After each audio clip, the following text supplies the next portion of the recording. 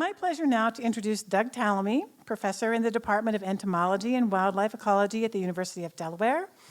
A man of many talents, Dr. Tallamy is not only an accomplished researcher, but also the best-selling author of Nature's Best Hope and Bringing Nature Home. I've learned so much from Doug, and I have been so inspired by him.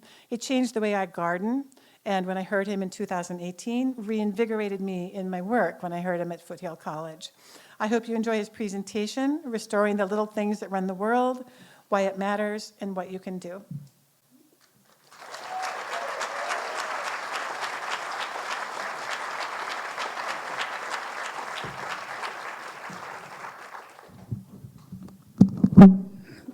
Thank you, Kathy.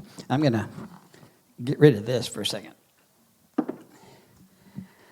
You know, listening to all of this, the room full of enthusiastic people, the great dinner we had last night, all of the volunteers, they're bringing back the natives, and Kathy, my impression is I'm not worthy of you guys. But I'm going to give you a talk anyway. Maybe. We got to cue it up here. Oh, I cue it up. Okay. We're going to talk about the little things that run the world, and that is not my expression. That is E.O. Wilson's expression. He told us that insects are the little things that run the world, and he did it way back in 1987 with this paper, The Little Things That Run the World. And he had one simple message. He said, life as we know it depends on insects. And if they were to disappear, lots of nasty things would happen. We would lose most of our flowering plants. And if we lost most of our flowering plants, that would so drastically change energy flow through the terrestrial ecosystems that the food webs that support our vertebrate animals would collapse. So we would lose our amphibians, our reptiles, our mammals, and our birds. The biosphere, the living portion of the earth, would rot because we would have lost insect decomposers that rapidly turn over nutrients. All we would have is bacteria and fungi. And you might guess the humans would not survive any of those drastic changes. So it was a somber message, but it was pretty much ignored. Nobody would imagine that we were going to lose our insects, particularly back in 1987. As a matter of fact, we spent a lot more time figuring out how we could kill them. And besides, if we depend on insects, why do we have National Insect Killing Week? Now, that was 1929, but let's face it, our culture has not changed very much. This was a campaign to boost the sales of all brands of chemicals to rid the community of insects. Not pests, insects. All insects, they have to go. And, even if we do kill all of the insects in agriculture and kill all the insects at home in our houses, we still don't worry that they're going to disappear because we believe they're happy in all of our natural areas that are out there. But there's two reasons that is no longer true. And one of them is that we don't have enough natural areas anymore. We have turned them into our cities, and they're certainly not designed to support insects. We've turned them into our suburbs, and they're not designed to support anything. Even our rural areas are not designed to support insects. Then, of course, we have agriculture. Let's just look at rangeland alone, 770 million acres of rangeland in the U.S. That's 4.5 times the size of Texas, dedicated to cattle, not to insects, and most of it's overgrazed, so it's very poor insect habitat. As a matter of fact, food production on terrestrial Earth now claims about half of that Earth's land surface, and I don't see that disappearing anytime soon. Then, of course, we have the invasive species problem. This is another reason our natural areas are not supporting insects the way they used to. This is a natural area near my house. It's White Clay Creek State Park. I took this picture in March when plants from Asia leaf out before plants from North America. So every bit of green you see there is an invasive plant that does not belong there, and invasive plants are very poor at supporting insects. Because they are pushing out the plants that are good at supporting insects. And we'll talk about why in a few minutes. And of course, our natural areas have been invaded by hundreds of species of invasive plants. 3,300 species of non-native plants are now, quote, naturalized, and many of them are aggressively invasive. So you can measure what happens to food webs in these invaded habitats. And we've done that in my lab a number of times. So I'll just share one study I did with an undergraduate, very simple study. We went into hedgerows in Maryland, Pennsylvania, and Delaware, and we measured caterpillar communities in hedgerows that were invaded by non-native plants. So this one's full of autumn olive and multiflora rose and bush honeysuckle and oriental bittersweet and many others. And we compared the caterpillar populations in those invaded hedgerows with hedgerows that were not invaded. The hardest part of this study was finding hedgerows that were not invaded. And what we found was a 68% reduction in the number of species of caterpillars in those invaded hedgerows, a 91% reduction in the abundance of those caterpillars, and a 96% reduction in the biomass of those caterpillars. So the amount of energy that the caterpillars were actually adding to those little hedgerow ecosystems. If you think of caterpillars as bird food, you've just reduced them by 96%. And if you're wondering why our birds are not doing very well, that is one of the reasons. We're taking away the food. It's not just invasive plants that are the problem in our ecosystems. Where we live, where we work, those are ecosystems as well, and we tend to landscape them with plants from other continents. And when we do that, whether or not those plants are invasive, whether they escape our plantings, they're still the first trophic level. They're still what is in the landscape, and that is what's going to support or not support local food webs. And it turns out that 83% of the ornamental plants sold in the U.S. are non-native plants. Ginkgos, for example, support no caterpillars. Now, when I was young, and maybe some of you as well, these were common sights. I remember looking at the street light across the street from my house, and there was always this big scrambling of insects around it. The windshield wasn't always that bad, but we did used to have to clean it once in a while, and we just don't see that anymore. It's anecdotal evidence, but it's real. We are winning our war against insects, even if it's an undeclared war. And it's why we're seeing some scary headlines, like the insect apocalypse is here. What does it mean for the rest of life on Earth? Of course, E.O. Wilson told us what it means for the rest of life on Earth. I guess we forgot. A couple decades ago, we noticed that our honeybees were in trouble. We have colony collapse disorder. So we started looking at, and by we, that's the collective we. I didn't really do this. We looked at what's happening with the native bee populations, and the statistics are not good. About 50% of our Midwest native bee species have disappeared from their historic ranges. There are 4 species of bumblebees in California that are scheduled to be listed as endangered. The western bumblebee now only occurs in Alaska. 25% of our bumblebee species are at risk of extinction. Not good news. Europe has done a better job of measuring insect declines. 30% of Europe's grasshoppers, katydids, and crickets, the orthopterans, are facing extinction. A big study out of Germany a few years ago really got us thinking about insect declines. 79% of Germany's flying insects have disappeared or declined. There's been a 79% decline in Germany's flying insects since 1989. There are 46 species of moths and butterflies that actually have disappeared from Germany. And that bottom statistic is the big one. Invertebrate abundance has declined 45% globally since 1974, and that was a 2014 study. The latest one I saw says a 75% decline. Now, these are the little things that run the world, so it's not good. And of course, as insects decline, so do the birds that require them. The State of the Birds report, way back in 2016, said that there are 432 species of birds in North America are now at risk of extinction. Not because there's only 4 or 5 left of each species, but because of the trajectory of population declines. We've recognized finally that you don't wait till there's only 2 or 3 left before you act. When you get steep declines, that is the signal of impending extinction. And 432 species are declining. 3 billion fewer breeding birds today than just 50 years ago. That was a study by Rosenberg et al. We went to that study and picked apart the data a little bit. We looked at the terrestrial bird species that required insects to complete the development. So 96% of our terrestrial birds are rearing their young on insects, and that's that bar. Let's see, can I point over here? I'm not pointing. Well, the big bar on my left. I've struggled with that ever since. And the little teeny bar on the right are birds that do not require insects to complete their development. So things like doves and finches and crossbills can actually reproduce on a little milk that they make out of the seeds they eat.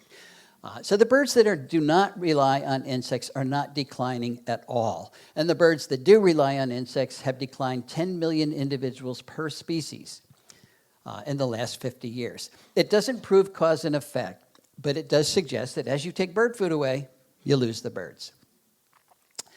This is amazing to me. The English sparrow and the starling, two serious invasive birds all over the world, are now red listed in England because England has sterilized its landscapes to the point where even these birds can't make it. And it's one of the reasons that when the UN predicts we're going to lose 1 million species in the next 20 years, and by the way, they made that prediction 3 years ago, so now I guess it's the next 17 years. Most of those species will be insects when they disappear. By the way, it is a prediction.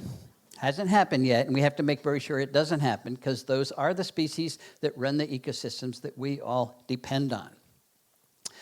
Point is, the species that run our ecosystems, the creatures that keep us alive, are disappearing. Does it matter? Well, what if I said to you, introduced plants are reducing your bank account by 96%? I probably wouldn't have to argue with you to convince you that's not good. We have to do something about it. Well, it's insects that are the currency in our ecological bank account. And it's our ecological bank account that keeps us alive on planet Earth. This is the hardest message to get across to people. Most people think it's Safeway or Walmart that keeps us alive on planet Earth. But no, it's insects. So I think our only viable option is to learn how to live in harmony with the natural world that sustains us. In other words, learn how to live sustainably with the natural world that sustains us. I love that word, sustainable, as if unsustainable is an option. It's not. Unsustainable is not an option. So how are we going to do that? Well, I think we have to look very seriously at private property because most of the country is privately owned. 78% of the entire country is privately owned, 85.6% east of the Mississippi. And I know you Californians don't worry about east of the Mississippi, but I do. Is privately owned. So if we don't practice conservation on private property, we're going to fail. And that means properties like this. I took this picture from a helicopter. That's what the landscapes around me look like. We have to learn how to save insects on a landscape like that. How can we do it? Well, first we have to understand what the causes of insect declines are, and there's a number of them. Dave Wagner at the University of Connecticut says insect decline is death by 1,000 cuts because there's so many causes. The misuse and overuse of pesticides is certainly one of them. Habitat loss, we say that all the time, but every time you build a house, every time you pave a road, there's no insects living there, so that certainly is a cause. Our plant choices, if we don't choose the plants for our landscapes that support insects, that's going to be a problem. And then many of those plants escape our controlled landscapes and become invasive plants in our natural areas.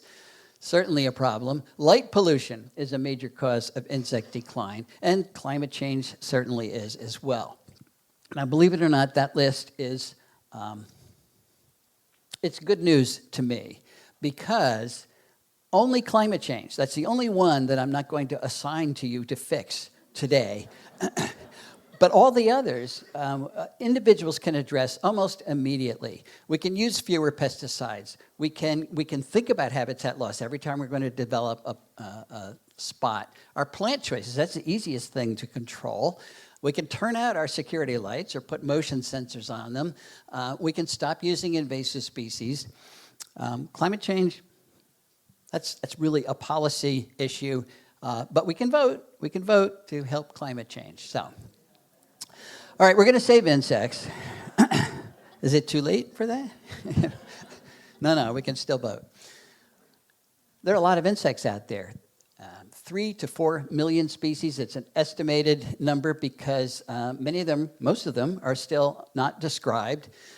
But it's a lot of species. We're not going to save all of them at home. So which ones do we want to focus on? There's 164,000 described species in the U.S. We're going to have to be a little bit more specific. And I think there's two groups that we should focus on. One are the insects that maintain plant diversity. Remember, plants are the first trophic level. They're the ones capturing energy from the sun, turning it into energy, turning it into food through photosynthesis, simple sugars and carbohydrates. So if you don't have the plant diversity doing that, you don't have any food, then you don't have functional ecosystems. Those insects are very important. But then we have the insects that take that food from plants and distribute it up the food web. They're important as well. So we're really talking about pollinators. Most of us get it that pollinators are important. And the other group is caterpillars. Those are the unsung heroes of our terrestrial ecosystems. So who says these are the two most important groups?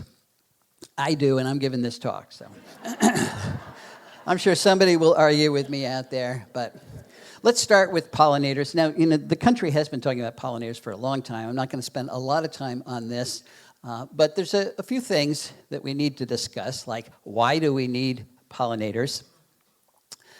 We hear that we need pollinators because they pollinate a third of our crops. Well, when you actually look at the data that supports that statistic, you find out it's not there. May Berenbaum actually looked at that. She's the chairman of the Department of Entomology at Illinois, and she says it's really like 1/12 of our crops are supported by pollinators. And I hear people say, I don't live next to a farm, so I don't need any pollinators. Forget the crop argument. Forget the crop. We need pollinators, and we need them everywhere we need plants, which is everywhere, because they're pollinating 80% of all plants and 90% of all flowering plants, including some of our crops. So losing our pollinators is not an option. We're not talking about good land stewardship here. We're talking about essential land stewardship. What is a pollinator? I ask people, we need to landscape with pollinators in mind so that we can have native bee populations right in our yards. And they say, no, I'm not going to do that. I don't want to get stung. I say, no, they're not going to sting you. Native bees are very docile. You can pet them when they're pollinating. And they say, no, you're wrong. I got stung last week. Actually, I've jumped ahead a little bit. What they're really talking about are yellow jackets. Everything that flies turns out to be a bee. But yellow jackets are wasps, paper wasps are wasps, bald-faced hornets are wasps, and they're social insects, they're the ones that are stinging you. And I'm not asking you to have those colonies in your house. But most of the insects that visit flowers are not pollinators, they are flower visitors. They're there to use the resources that are in flowers, the pollen and nectar that is produced, but they're not transferring pollen from the male parts of the flower to the female parts of the flower. So they're not functionally pollinating. It doesn't mean we don't want them, that they're not important, but they're not actually pollinators. So who are our pollinators? Well, we have one species of introduced honeybee, and it's a very important pollinator for those crops. We introduced it for exactly that reason. And of course, most of our crops are introduced as well. We, by the way, are introduced as well. So we have honeybees. We've got between 3,600 and 4,000 species of native bees that did just about all the pollination in North America before we brought the honeybee over. Then we got 14,000 species of moths and butterflies, about 2,000 of which are yet to be described. Now, most of them are not designed to be great pollinators, but there's a lot of them. They're out there, particularly the moths are out there all night long on our flowers, and they are doing a lot of pollination. It's underappreciated. Single moth families like sphinx moths are really important pollinators for particular plants, so we have to consider them as well.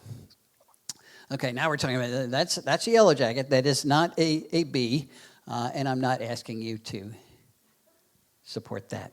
They actually eat my caterpillars, by the way.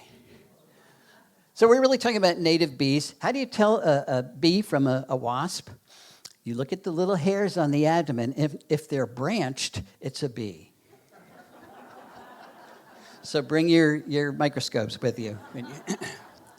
This is a megachilid bee, a leafcutter bee, and they really are very docile. Most of them, again, are not social insects, so they're not protecting a hive, and they're trying to run away from you when you pet them when they're out there pollinating. Okay. So how do we help native bees in our landscapes? You have to give them a place to live and something to eat. It seems pretty straightforward.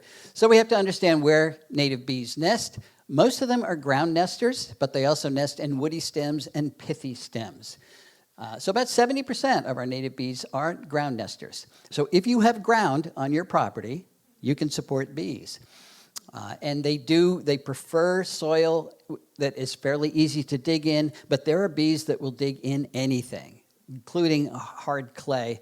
So no matter where you live, you can support native bees. A slight south-facing slope is preferred, but do what you can. You have to have small areas that are bare, which is the opposite of what I usually tell you to do. Small areas, and I'm talking about having the entire yard bare, but little patches where they can actually get down and dig. This is a Calides bee. What they do is they sink a single shaft straight down and then put side shafts off, just as if they were mining coal. And in those side shafts, they pack them full of pollen, lay an egg on it, and then seal it up. And that's a single female doing that. They are very shy. They'll come out and look around, but if your shadow hits them, they dive back in. Now, people see them flying around their holes, and a lot of bees often nest in the same place because the soil is the right consistency. And, I don't know, we're paranoid. We think if a bee's flying around, it's coming to get us. It's not. It is orienting itself around its hole so it can find it again after it goes and gets some pollen and nectar. Pithy and woody stem nesters form cells in woody stems that are easily excavated and pithy stems that are easily excavated. This is a picture from Heather Home. That cell all the way over to the right there is the oldest one. It has been packed with pollen. She laid an egg on it. The larva hatched and is eating the pollen, and it's the largest one, or the oldest one and the largest one. Then they make another cell, and so there's a little bit more pollen in there. That larva is smaller. This is the youngest one, and they go right down the stem until they run out of room. The larva, and by the way, a bee larva it doesn't have a head, it doesn't have legs, it doesn't have antennae. It must have a mouth somewhere, but it doesn't look like much. They complete the development by eating that pollen. They pupate in that cell, and then they emerge. They dig a hole straight through the side of the stem. So when I'm talking about pithy stems, I'm talking about the stems primarily of the herbaceous plants that we use in our gardens. And the only way that a native bee can use this is if we don't cut them down, particularly in the fall. If you cut them down in the fall, you've lost all the seed heads that the birds that don't come to our feeders, mostly sparrows and other things, require all winter long. And I know why we cut them down, because people don't like the winter look, but if you cut them down maybe 15 inches off the ground, that is the stem that the bees will use next summer. That's why we have to leave them there all winter long. Woody stems, same thing. They tunnel out the inside. Those are emergence holes. The bees have already emerged from that stem. But plants with very weak wood are perfect for woody stem nesters, like elderberry. What do we do with our elderberry? The twigs are always dying back. We prune them out because they're unsightly. When you prune them out, you're losing nesting habitat for your bees. And in a typical residential landscape, there's very little, we call it coarse woody debris, for bees to nest in. So we have invented bee hotels. And they're fun. And some people go crazy with their bee hotels. And they actually work. The bees will use these. They're all different size holes, so you get different species of bees. But there is a downside. Research is showing that when you have large bee hotels, you're concentrating all the nesting of the bees in your yard in one place, which means if a predator or a disease finds that one place, you lose most of your bees. So it is much better to have small bee hotels that are not as much fun, but much better for the bees, and scatter many of them throughout your yard. You want to put them in a place where it's protected from rain, but that's a better approach than the very big bee hotels. A stump or a dead log, either laying on the ground or standing straight up, beetles will emerge from that, and those holes are perfect for bees. So you don't even have to drill the holes if you find a log like that. What do bees need to reproduce? They need pollen, and they need nectar, and they need it all season long. And here, I guess all season long is all year long. You have bees that are active all year round. These are data from Jared Fowler in New England, where bees are active from March all the way to November. So even in New England, there are bees that require forage, and by forage I mean flowering plants, almost all year long. That is the distribution of species throughout the season. So most of them are around in May and June and July, and then it trails off. So that's the real challenge. How do you have forage available for native bees all season long? Particularly if you have a fairly small property, it's difficult to get a sequence of bloom where something is always in bloom that the bees will use. So what species should we focus on? Well, Sam Droege, who is Mr. Native Bee, at least in the East, says we need to meet the needs of the specialist. About 30% of our native bees can only reproduce in the pollen of particular plants. If you plant those plants, the ones that the specialists require, you're satisfying the needs of the generalist as well, because they can go to a lot of different plants. If you only plant for generalists, you're missing what the specialists need. So we need to know what the best plants for specialists are. We also need to know why they're specializing. They're specializing because flowers and pollen and nectar differ a whole bunch. Flowers want specialist bees because they're the most efficient in transferring pollen from the male part of the flower to the female part of the flower. A generalist often goes to a different species of flower and takes the pollen to the wrong plant. That's not going to help the plant at all. So plants have designed pollen with little nooks and crannies that are very good at grabbing onto the hairs of particular species of bees. Flowering phenology differs greatly. They look different, they smell different. The nutritional value of pollen differs a great deal, and bees have adapted to particular pollens. There are pollens that protect themselves with allele chemicals, secondary metabolic compounds to keep other bees from using them. Those are all reasons that bees specialize. So you won't have Andrena facilii unless you have Phacelia. It's the only pollen that it can use. You won't have Andrena asteroides without native asters. You won't have Andrena erigene without, that's a specialist on spring beauties. Calides albescens is a specialist on false indigo. You get the idea here. So what we want to do is focus on the plants that support the most specialists. And this is a list, a pretty general list for species around the country. Helianthus is big, particularly in California. There are 60 species of bees that require pollen from Helianthus in California. Those are sunflowers, by the way. And we're talking mostly of the perennial sunflowers, not the giant ones that make all the seed. Native asters, goldenrod's very high. Where I live, goldenrod is the #1 plant. Evening primrose, willows, right down the list. Almost every plant out there has a specialist pollinator associated with it, but many of them only have one. So we want to focus on the plants that support the most. This would be a great planting in my yard, where you have goldenrod and fall asters. It would be great for migrating monarchs and many of the specialist bees. We have attempted to provide this information for you on the Homegrown National Park website, homegrownnationalpark.org. We now have a list. This is the National Wildlife Federation Keystone Plants by ecoregion. You get a list. It was created by Jared Fowler of the specialists that are using of the native plants that specialists require in ecoregions around the country. So it's a pretty general list because he did it at ecoregion level 1, which is it's really too generalized. But it's a good start. It'll give you an idea of what plants are best in your ecoregion. All right, that's all we're going to say about pollinators. Let's talk about those caterpillars that Dan Jensen, a very famous ecologist, has called the bread and butter of terrestrial ecosystems, or the meat and potato of terrestrial ecosystems.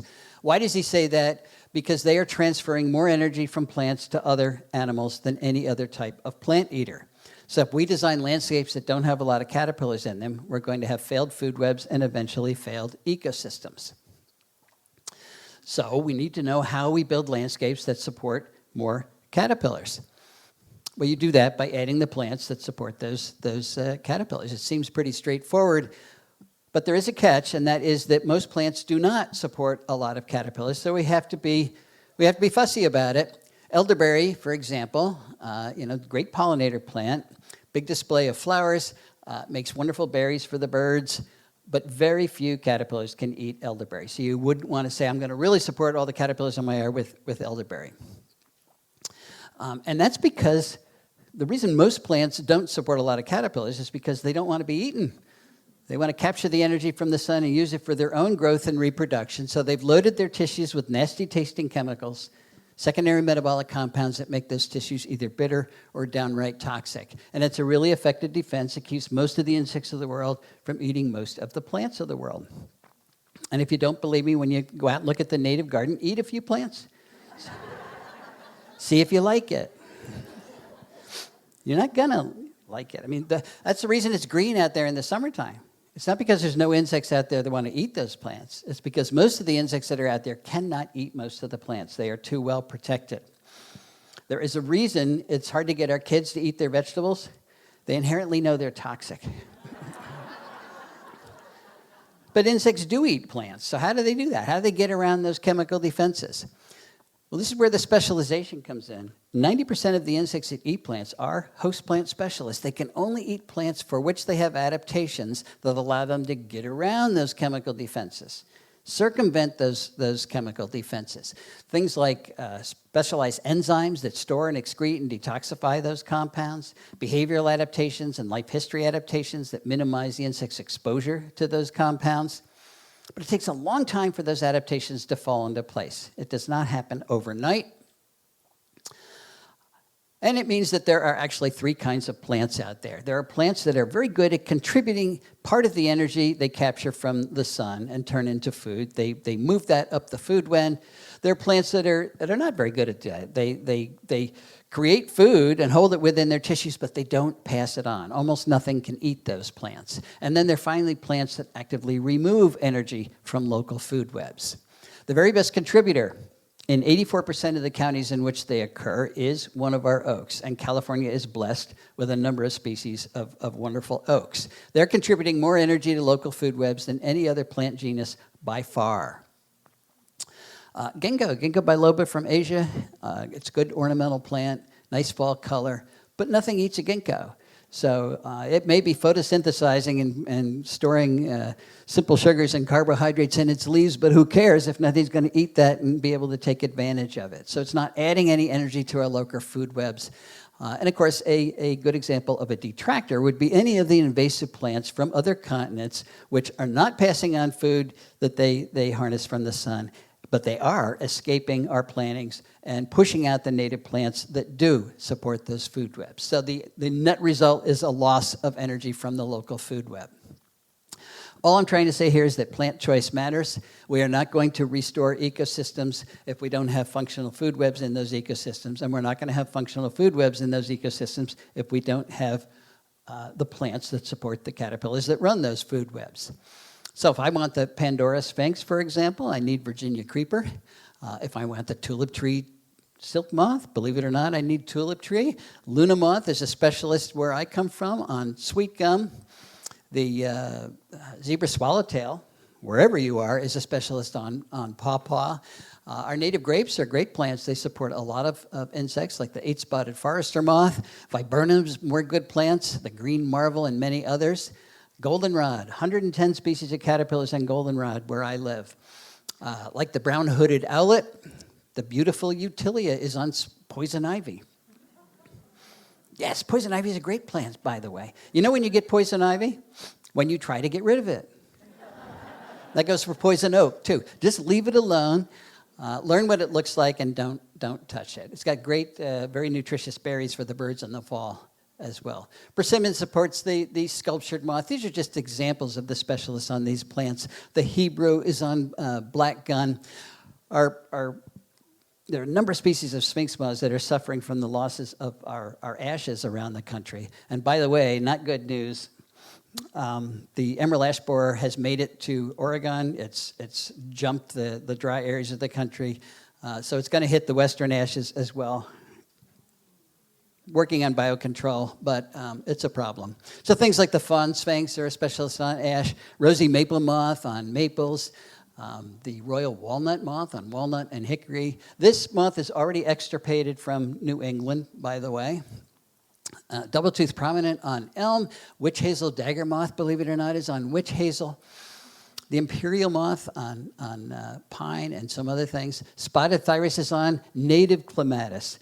The ornamental clematis we have, they won't touch it. Shy cosmate on cattails.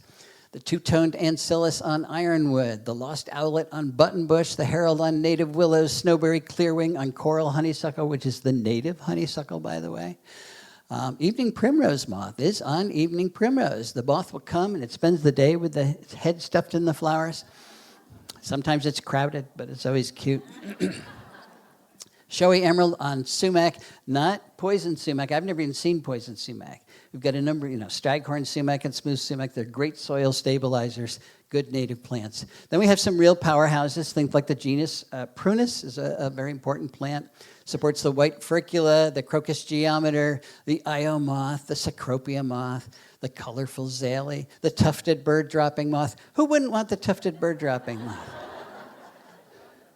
The paddle caterpillar. Tell your kids to go out and find the paddle caterpillar and tell them to figure out what those paddles are for. It's much better than playing with your phone. Don't tell them what the paddles are for. And I'm not going to tell you what the paddles are for. I want you to think about it. It's the same reason that the filament geometer has these expandable filaments. Looks like the hydra. The small-eyed sphinx, these guys are all on native prunus. Harris's three-spot, it makes a little umbrella with shed exoskeleton, the head capsule of its exoskeleton. We do know what this is for. If you come up to that caterpillar, it'll whack you with it. Snowy-shouldered Aclaris. Then oaks, again, the most productive of our plants. They'll support things like the hag moth, the red wash prominent, the white-dotted prominent, the spiny oak moth, the skiff moth, the white-blotched heterocampa, the oak skeletonizer, the solitary oak leaf miner, the orange patch smoky moth, half-oval ancillus, the crown slug. These guys are called slug caterpillars because their head is tucked up underneath, not because they're real slugs. They're actually caterpillars.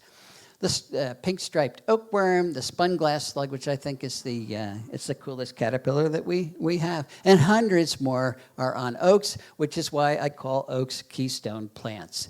Now, you people are so knowledgeable. You already know about keystone plants, but let's review what a keystone is. It is the stone in the middle of the Roman arch, and if you take it out of the arch collapses. Well, if you take keystone plants out of your local food web, the food web collapses because they are making most of the food. Just 14% of our native plants are making 90% of those caterpillars that drive the local food web. So think of the keystone plants in the ecological house that you're building as the 2x4s that hold that house up. They're the support system. You cannot build a house out of wallpaper, and that's what we've been trying to do for the last century. Oaks in the mid-Atlantic states where I live support 557 species of caterpillars, over 950 species nationwide. No other plant genus comes close to that. So if you want to know what the best plants are where you live, Calscape is a wonderful resource. I wish every state had a Calscape. But every native plant population in the state is geo-referenced. You can see exactly where you live and where the plants are that belong where you live. These are the top-ranked plants. Native oaks are supporting 270 species of caterpillars. Arroyo willows, 211. You can go right down the list. So it's easy to find out which plants are supporting the most caterpillars where you live. So people wonder where I took all the pictures I just showed you. I took them in my yard, and that's what my yard looked like when we moved in. It's actually our yard. My wife lives there too. It was a farm in Oxford, Pennsylvania. Old farm, been farmed almost 300 years.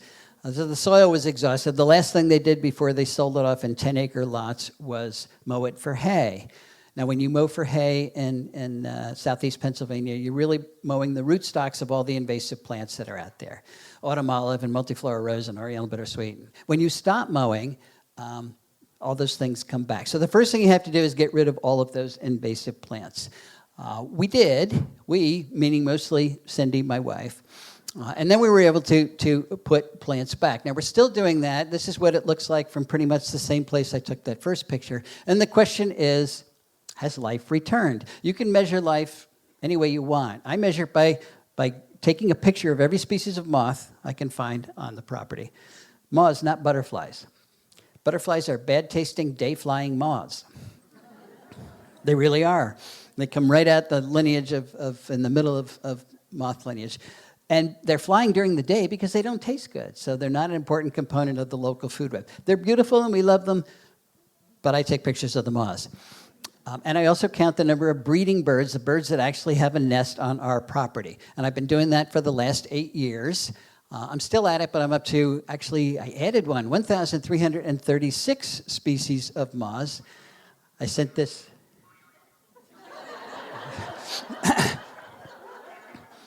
It is a good number. It's a good number. I don't know how I've added 86 species this year. So, we're not near the end here. And we have those species because we have the plant lineages that support them. We planted witch hazel and oaks and persimmon and American elm and red maple all the way down the list and many others. But we also tolerated a lot of good native plants that people consider weeds. They consider black cherry, number 2 on the productive list there as a weed. People don't like ferns. They don't like native grapes. They don't like tulip trees. Virginia creeper. Virginia creeper is a great native plant. There's poison ivy, greenbrier, dodder, things that most people rip out. They're all supporting moth lineages. And because we've got all those moths, many of them are types of bird food. It means we also have birds. We've got wood thrushes because we've got Virginia creeper making the lettered sphinx. We've got indigo bunnies because we've got ullers making ruby quakers. We've got chipping sparrows because we have black walnuts making gray-edged bomolokas. We got field sparrows because we have oaks making red-line panapodas. We've got tufted titmice because they have black cherries making dowdy pinions. We've got phoebes because we've got a number of native grasses making skippers. We've got robins, and everybody says robins eat worms. Yeah, but they eat other things too. Things that are produced by those native weeds. We've got Carolina chickadees because we've got tulip trees making tulip tree beauties. We've got white-eyed vireos because we have spicebush swallowtail. We have spicebush and sassafras making the spicebush swallowtail. Those are 2 related plants. We've got house wrens because we've got hickories making copper underwing, bluebirds because we've got sycamores making drab prominent. We have recorded 62 species of birds that have bred on our 10 acres. Not flew by, but bred. Why am I telling you this? Well, this is another headline we see all the time. World Wildlife Fund said that Earth has lost 2/3 of its wildlife since 1970. It's a terrible statistic. But I'm thinking, gee, not at our house. I'm convinced we have increased biodiversity by more than 2/3. It didn't take that long, and it wasn't that hard. We just put the plants back. What would happen if everybody put the plants back? We really could turn many of these terrible statistics around. So by choosing the right plants and using more of them, we really could restore insects and thus functional ecosystems pretty much anywhere. And I'm going to leave you with 11 things that you can do to make that happen right in your yard. And I'm going to start with reducing the area of lawn. Now, we've driven around San Francisco here, and you guys are doing really well. I haven't seen a single lawn that needs to be cut. But nationwide, we're not doing well. We've got 44 million acres of lawn, which is an area bigger than all of New England combined, dedicated to an ecological deadscape. Why do we do that? Well, it's a status symbol. We like neat. And we have to display our Halloween decorations. I used to go to a hummingbird festival in Mississippi for several years in a row, and I drive by this church, and it strikes me that people are inside worshiping God's creations, and they're killing them on the outside. They're not thinking. So we need to reduce the area that's in lawn. We want to plant for those specialist bees. We already talked about that. We want to remove invasive species from our property. You know what your invasive species are, but here's a list of just a few of them. Himalayan blackberries, terrible on the West Coast, salt cedar, on and on and on. I call them ecological tumors. They escape where we plant them, and they ecologically castrate local ecosystems. Use keystone plants. We talked about that. We want a landscape for caterpillars. We haven't talked about that, so let's mention it briefly. I'm really talking about how we landscape underneath those trees that we're putting in our landscapes. Not just oaks, but everything. So I live in Chester County, Pennsylvania, where oaks support 511 species of caterpillars. A few of them, like the polyphemus moth, complete their development on the tree. The caterpillar eats the leaves, then it spins a cocoon and hangs from one of the branches, then it emerges as an adult, then it does it all over again. Everything happens on the tree, and I wish everything did that, but most species don't. Most species complete the development on their trees, and then they drop from the tree and wiggle their way underneath the ground and pupate underground, or they spin a cocoon in the leaf litter that's under the tree. And that's the problem. There is no leaf litter under the tree. We don't tolerate that. And I know you've got fire issues here, but those caterpillars need a better ground cover than we give them. And particularly in the east, we mow and compact the soil under our trees so that it's rock hard in the summertime, and it's very difficult for them to get underground, which makes many of our plantings ecological traps. The moths come in, lay their eggs, caterpillars develop and drop down and die. And of course, the cement landscape is not the answer either. This is what most people do. They've got a tree in the yard. I have a grad student, Emma Jonas, now, who's finishing up a study looking at how well caterpillars do in a situation like that compared to situations like this, a layered landscape. Heather Holm calls this soft landing. The caterpillars fall down. And the key, it turns out, is not exactly which plants you have under those trees, but whether or not the soil is compacted and whether you're going to walk under there or mow under there with your big tractor. It turns out that the pressure from a single footfall is enough to crush any caterpillar, any pupa that's under the ground. They don't go very, very deep.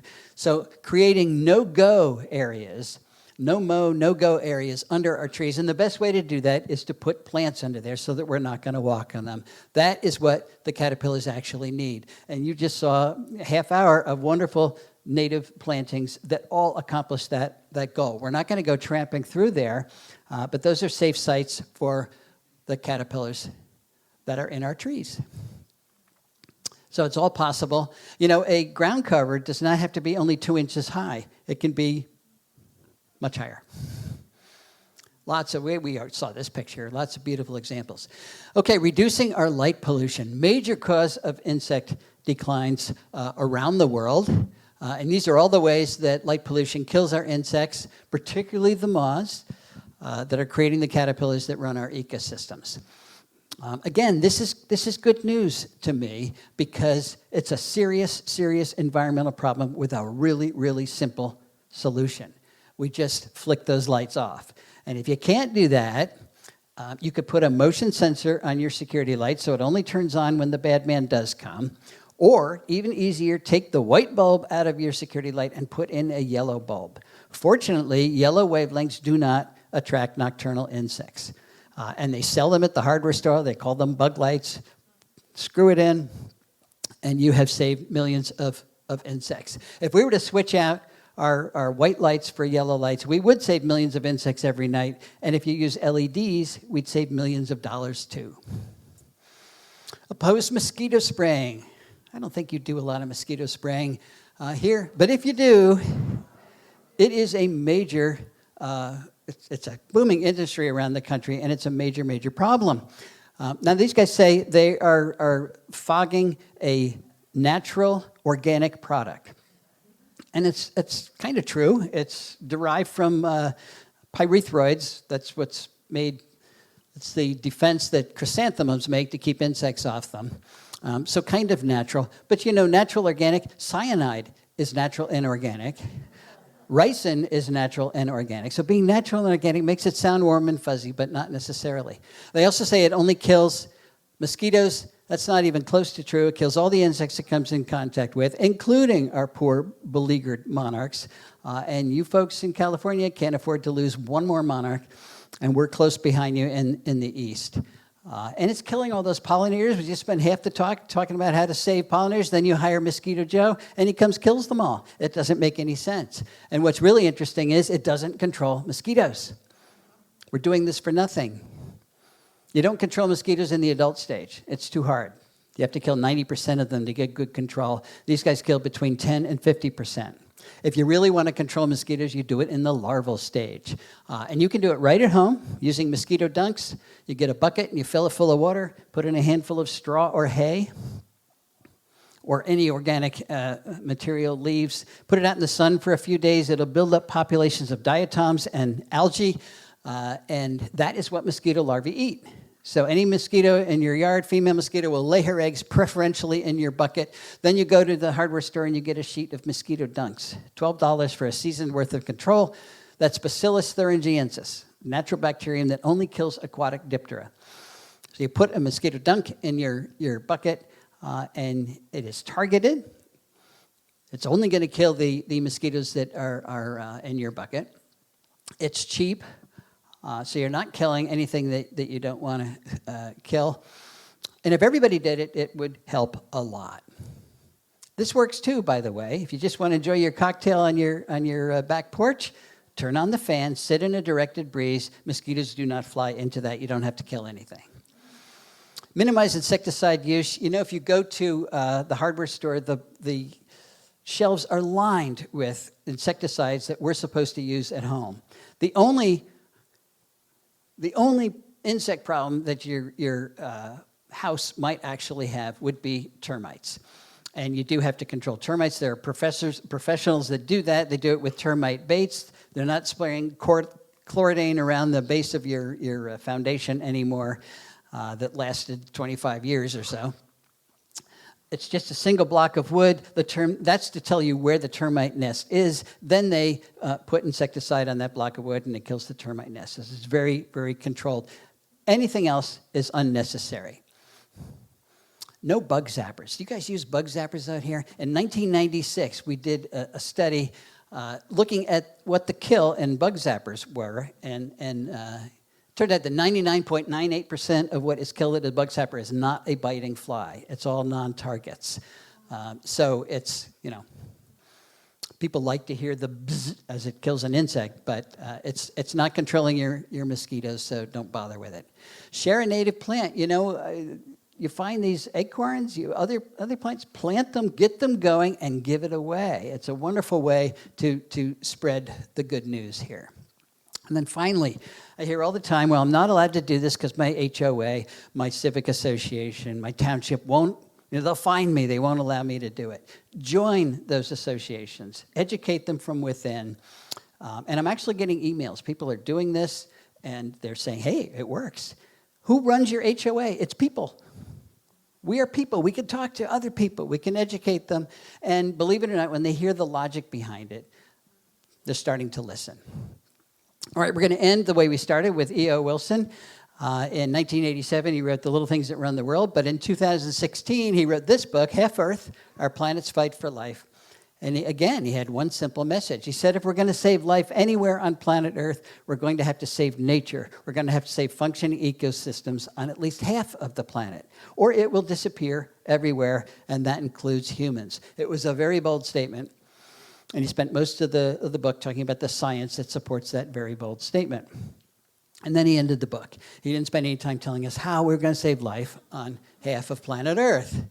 So how could this be possible? I think it is possible. I think we can realize E.O.'s dream, but we need a new approach to conservation to do that. We've got to give up the notion that humans and nature cannot coexist. That's the way we've been landscaping for hundreds of years now. There is no third planet out there to share with insects. So we need to learn how to coexist in the same place at the same time. It doesn't mean you have to save insects for a living, although it's a good living. But you can save them where you live. And if you do, it empowers you. More and more people recognize that the earth has some serious issues, but they feel powerless. What can one person do? Well, one person can shrink the lawn, one person can fire Mosquito Joe, one person can use keystone plants, one person can put in a pollinator garden, one person can remove their invasive plants, one person can change their light bulbs, one person can do a whole bunch of things to help the food web right on their little piece of their ecosystem on their property, and then that will enhance their greater ecosystem instead of continuing to degrade it. And it also shrinks the problem down to something that's manageable. Don't worry about the entire planet. You get depressed. Just worry about the piece of the earth that you can influence. If you own property, it's obvious. That's where you start. If you don't own property, help somebody who does. Help a land conservancy, help a park or preserve, help Glenn with his great restoration that you're going to hear about this afternoon. All of these organizations all over the place are underfunded and understaffed. They will love you as a volunteer. So insect decline is a global problem, but it has a grassroots solution. We created the problem. We really can solve it. Thank you very much.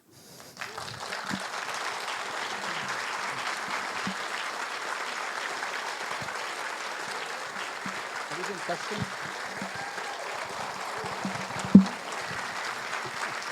Thank you.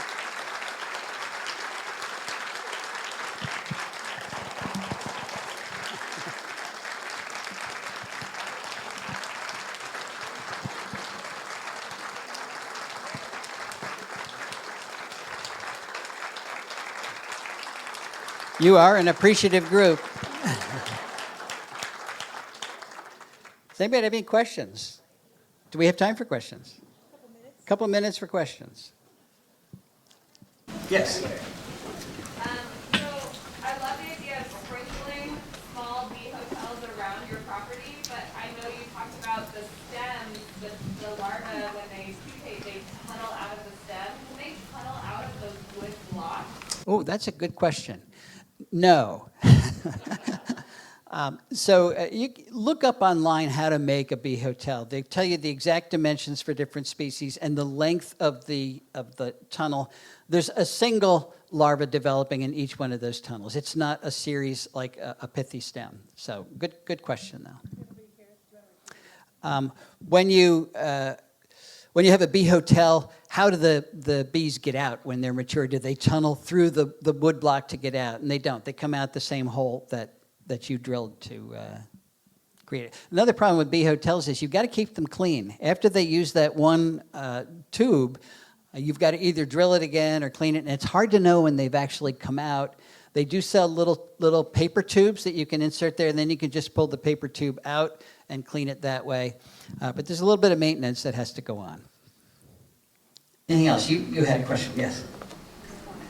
Yes, I am advocating to my city for more natives as choices for street trees and also for municipal plantings.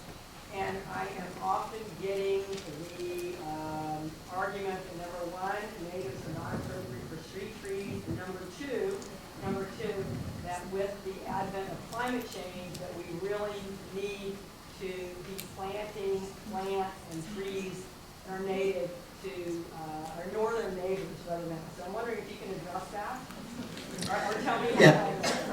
So the second part of your question is assisted migration appropriate? I am hearing a lot, we have to move oaks up from Mexico or from San Diego because in 100 years, that's what will be happy here. It's controversial. I'm not a fan of assisted migration for a couple of reasons. First of all, the Earth is not getting warm gradually in a very nice way. What's happening is very erratic weather systems. It's extreme variation. And that's because the jet stream, which used to go gently across the U.S., is now dipping with great big swings. So when it swings up, it gets hotter than it used to in the north, but when it swings down, it gets colder than it used to in the south. Remember the big freeze that was in Texas, I think 2 years ago? It went all the way down into Mexico, and it was so cold it even killed native plants down there. Those are the wild swings that we're getting with climate change, and that's going to continue. So if we start moving plants up from the south, they're still going to get the polar vortexes and they won't be very happy. You're also moving plants away from the community with which they co-evolved. And remember why we want these plants. It's not just to make a plant grow there, it's because they're doing something. And if we remove them from all of their co-evolved interactions, then they're not going to be able to do what they're supposed to do. They're not going to be able to support that food web as well. So I'm hoping that our native plants have enough genetic variability to adapt to the crazy things we're throwing at them. We're throwing all kinds of diseases at them, but it is proving that there is resistance in all of the oak populations that are out there, and there is evidence that with a lot of mortality in the meantime, they're gonna pull through. But moving things up from a different ecoregion, I'm not a fan of. What are the best street trees? Native street trees? Kathy had told me that in tomorrow's talk she's going to ask me that question, and I printed out a very nice list, and it's in the car. You know? And I didn't memorize it. But, Email it. Send it to me. yeah, okay. We'll email it to you. Yeah, how about that? There are options. There are options. You know, native trees are not appropriate for street trees. I don't know what that means. Why wouldn't they be appropriate? Yeah, I know. Yeah. Okay, anything else? Yes. Yeah, I used to live in San Diego, down by the Anza-Borrego Desert. Every year, the sphinx moth caterpillars in February would eat all the primroses. I've been trying to collect that sphinx moth. Yeah. And they would just devour everything unless you got there early enough to see the show. I'm wondering what role annual species play in all this. I see in the keystone plant list a lot of, perennial plants and trees and shrubs, but annual species, I'm wondering what role they play. Okay, what role do annual species play as far as keystones? Now, the keystone concept is, it's an index to measure ecosystem productivity. The keystones I just talked about are keystone species that produce the most caterpillars because they're so important in food webs. But you can also construct a list of keystones that are best for pollinators. They're typically going to be different plants, but not always. So the best keystone herbaceous plant for caterpillars is goldenrod, and it's also one of the best for pollinators. So there you're killing two birds with one stone.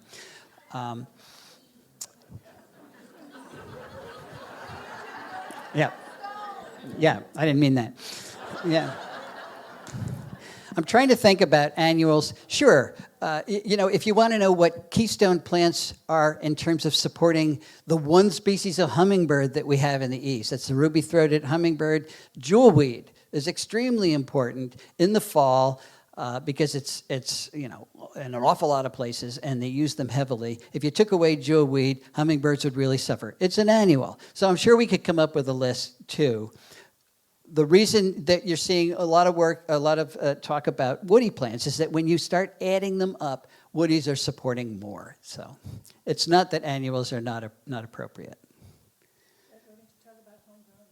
Homegrown National Park. Oh. Homegrown National Park. I can talk about it. Okay, very quickly. Yeah, we're a small nonprofit. Go to our website, homegrownnationalpark.org, and the feature of, the object here is to convince what we call the non-choir. You folks are all the choir. You're here because you know this is important. How do we reach the millions and millions and millions of people that don't have a clue? That's what Homegrown National Park is all about. So we're trying to think of every social media trick in the book to get people to tune into what their neighbors are doing. And one of them is this biodiversity map. You're going to register your property on the map, the location, and then the amount of area that you're going to be a good steward of. So if you go to the website, it tells you all the things I just told you about how you be a good steward of your property, reduce the area of lawn, put in important plants and everything else. You calculate that area on your property, and then your piece of your county, where you are, lights up with a firefly, and you get to see how many other people in your county have joined Homegrown National Park. And the object is to get the entire country to light up with a firefly. By the way, it is free. It is free. We're not competing with Audubon or National Wildlife Federation or any other Sierra Club. everybody's on the same page. So we're not trying to pull membership away. All you have to do is go to the website and register your property. And it's a pledge. You might not have a single native plant in your property, but you say, I'm going to work on this. That's okay. You sign up anyway, and then you can add the area as you start to convert your yard. There are real biodiversity benefits of Homegrown National Park, and that's, what's happened on our property shows how resilient nature is. It really will come back if you give it half a chance. Measurable reduction in invasive species. If everybody got rid of the invasive plants just on their property, we'd be 78% done in the entire country. So that's a good first step. Lawn is the very worst plant for sequestering carbon. I know you don't have a lot of lawn, but if you get rid of your lawn and replace it with anything else, you're helping climate change. And we're also starting to build viable habitats outside of parks and preserves. Any bit of conservation we do outside of a park is going to help conservation inside of the park. We've got parks and we've got preserves, we've got national parks, and we're in the 6th great extinction event the planet has ever experienced, so it's obviously not enough. We now have to do conservation in between parks and preserves. That's going to be Homegrown National Park.